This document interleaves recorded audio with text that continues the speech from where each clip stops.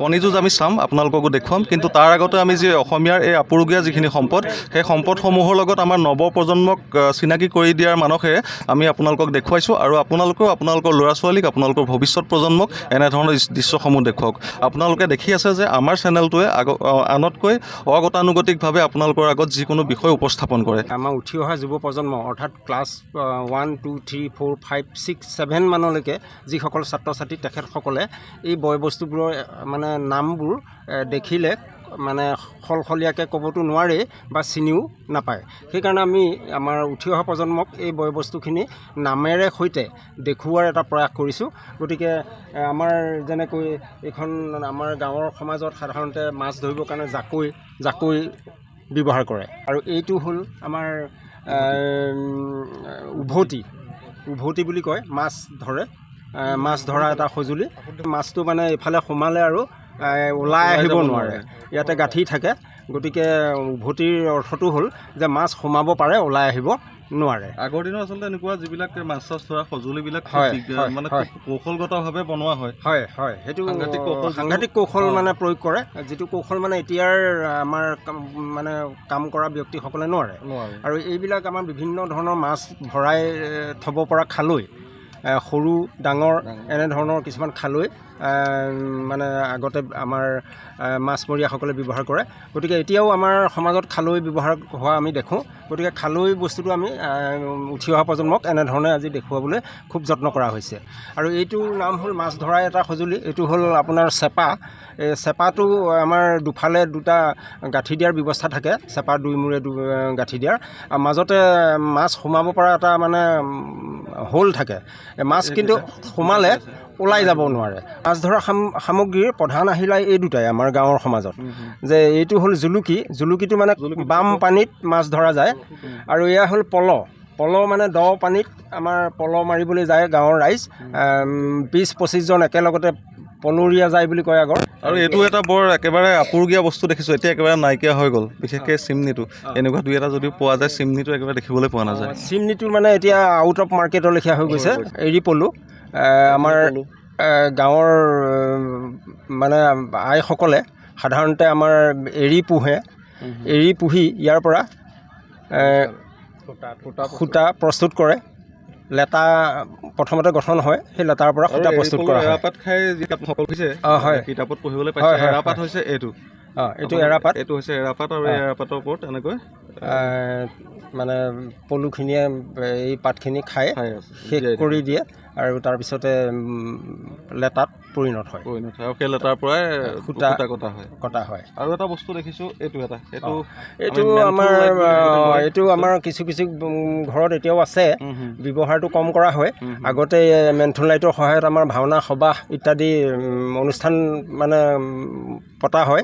গতিকে menthone light বুলি কোৱা হয়। ইয়াৰ ভিতৰত এটা মানে কাপোৰৰ জ্বলাব পৰা এটা মেন্থল লাইট বুলি যদিও কোৱা হয়, এইটোক আচলতে ইয়াৰ আচল নামটো লণ্ঠন হয়।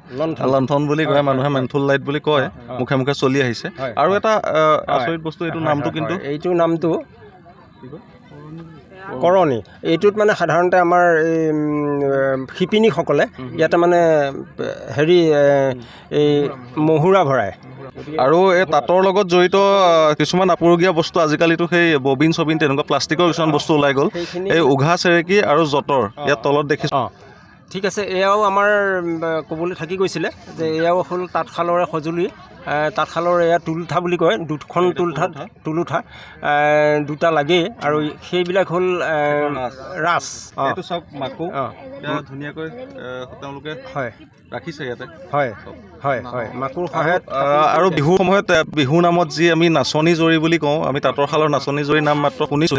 এই জৰি আচলতে বুলি কয়, এইকেইডাল আপোনালোকক দেখুৱাবলৈ অকণমান চেষ্টা কৰিছোঁ। আপোনালোকে সকলোকে দেখুৱাব বা চোৱাৰ সুবিধাকণ কৰি দিব। যিখিনি মাছ ধৰা সঁজুলি আৰু আমাৰ যি গ্ৰাম্য জীৱনৰ যি তাঁতৰ শালৰ লগত জড়িত সেই বস্তুখিনি দেখিলে, এতিয়া আপোনালোকক কিছুমান একেবাৰে আপুৰুগীয়া, হয়তো বহুতে দেখা নাই, সেই খেতিৰ লগত জড়িত কিছুমান বস্তু দেখুৱাম। প্ৰথমতে আপোনালোকক দেখুৱাব বিচাৰিছোঁ এই বস্তুটো এইটো চাওক, এইটো কিন্তু দেখিবলৈ আজিকালি একেবাৰে পোৱা নহয়। খেতি কৰি থকা মানুহৰ ওচৰত এইটো নাথাকে, একেবাৰে নাথাকে। কাৰণ এই বস্তুটোক আমি পাইছোঁ, আমাৰ উঠি অহা প্ৰজন্মই এই বস্তুটো একেবাৰে দেখা নাই। সেইকাৰণে আমি আজি এইটো বস্তু আমি সৰু ছাত্ৰ ছাত্ৰীসকলক দেখুৱাবলৈ পাই খুব মানে ভাল পাইছোঁ। এইটোৰ নাম হ'ল মানে কঠীয়া তুম বুলি কয়। গতিকে এইটো কঠীয়া তুম এই গোটেই বস্তুটো বনাই মেলি খেৰেৰে চাৰি সীমাটো বেৰি তাৰ মাজত ধান মানে কঠীয়া ভাল ধান সুমুৱাই মেৰিয়াই তিয়াই থোৱা হয় আৰু তাৰপিছত গজালি মেলে আৰু গজালি মেলাৰ পিছত আমি পথাৰডৰা চাহ কৰি বোকা কৰি সিঁচি দিয়া হয়। খেতিৰ লগতে জড়িত আৰু এটা বস্তু হৈছে এইটোক মুখুৰা বুলি কোৱা হয়। যেতিয়া আমাৰ মৰণা মৰাৰ সময়ত গৰুৱে সেই ধান বা খেৰ নাখাবৰ কাৰণে এই বস্তুটো গৰুৰ মুখত পিন্ধাই লোৱা হয়। আজিকালিতো ট্ৰেক্টৰৰ দিন, এইটো দেখা নাযায়। আৰু এই কেৰি বেগৰ আমাৰ এতিয়া যিমান কেৰি বেগৰ প্ৰয়োভৰ হৈছে বা যিকোনো বস্তু নিবলৈ যেনেকৈ কেৰি বেগৰ মানে ইমান প্ৰয়োজন, আগৰ দিনত আজি অলপ দিন আগলৈকে কিছুমান বস্তু যেনে ফল মূল, বিশেষকৈ নগা টেঙাৰ কাৰণে এইটো ব্যৱহাৰ কৰা হয় নেকি, নগা টেঙা ইয়াতে ভৰাই পেলাই বিক্ৰী কৰা হয়। এই ধৰণৰ বস্তুবিলাক বা এইটো কিন্তু আজিকালি অসমীয়া মানুহ বহুতে সাজিব নাজানে। বহুতো আগৰ পুৰণা মানুহ কিছুমানে পাহৰি পেলাইছে আৰু নতুন প্ৰজন্ম সেইখিনিতো সাজিব নাজানে একেবাৰে। কৃষিৰ লগত সম্পৰ্ক থকা বস্তুৰ ভিতৰত এনেধৰণৰ নাঙল দেখিবলৈ পাইছোঁ। আমিতো গৰুৰ হালৰ যি নাঙল বহুতে দেখিছোঁ, কিন্তু ম'হৰ হালৰ নাঙল বুলি যিটো কোৱা হয়, সেই ম'হৰ নাঙল কিন্তু দেখা নাই। ছাৰে বুজাব। আৰু ইয়াৰ বস্তুবিলাক অকল নাঙলটোৱে নহয়, ইয়াত বহুতো বস্তু লাগি আছে। আপোনালোকক ইয়াৰ নামখিনি ক'ব, আৰু বস্তু আছে সেইখিনিও আপোনালোকে চাই ল'ব পাৰিব। হয়, আমাৰ এইটো এটা নাঙলৰ ব্যৱস্থা এটা আমি দেখুৱাইছোঁ। এইটো আমাৰ নাঙলত মানে এটা ম'হৰ দ্বাৰা হাল বোৱা হয় আৰু এতিয়া মানে সেইটো কাৰণে ইয়াক কোৱা হয় গুটীয়া ম'হৰ নাঙল বুলি বেকা মাৰি। এডালৰ ওপৰত সাংঘাতিক বাঁহ। এনেকৈ চাওক, এডাল যদি আপোনালোকক ভালকৈ দেখুৱাবলৈ যাওঁ, বাঁহডাল এবাৰ চাওক, এডালক কোৱা হয় ভাঙৈ বুলি। আৰু এইটো এই নাঙলটো যেতিয়া আমাৰ এই লোহাৰৰ এই হাল বোৱা অংশটো যেতিয়া এনেকৈ পোন হৈ থাকে, মানে ঘূৰ খাই নাথাকে, তেতিয়াহ'লে এইটো কয় আমাৰ মুখফলীয়া নাঙল বুলি কয়। জুৱলি মানে ম'হৰ জুৱলি বুলি ক'লে ভুল হ'ব। এয়া মানে যিহেতু এটা ম'হৰ দ্বাৰা এই হালখন বোৱা হয় এই সঁজুলিটোৱে, গতিকে এইটো হ'ল গুটীয়া ম'হৰ জুৱলি। এই যিখন মানে আমি বাঁহৰ এইটো দেখিছোঁ, এইটো জুৱলি বুলি সাধাৰণতে আমি কওঁ। এইটো এয়া হ'ল হলীয়া ম'হৰ জুৱলি।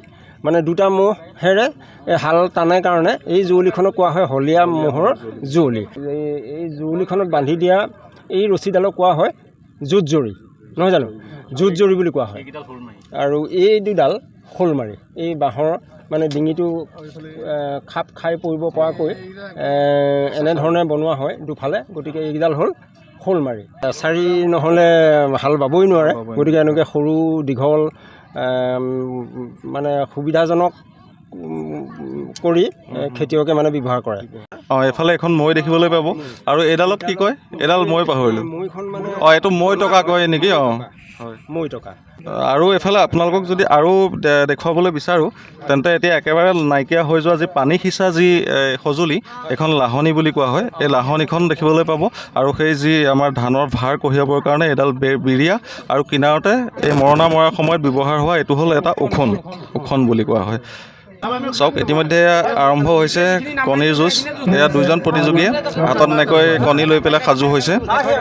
আৰু আপোনালোকে গোটেই দৃশ্যটো ভালকৈ চাই যাওক।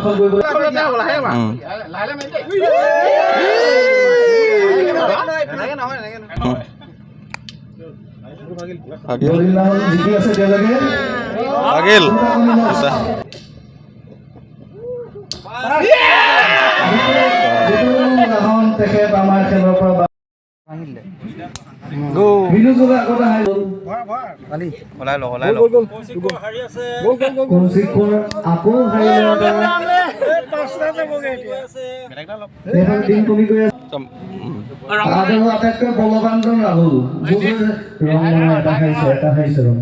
ৰাহুলে এনেই হেঁচা মাৰি ধৰিব ৰংমনে এটা হাৰিছে, আকৌ মাৰিব। ৰাহুল লাহেকে মাৰা অলপ। কেইটা আছে? সেইটো ভগা নহয়।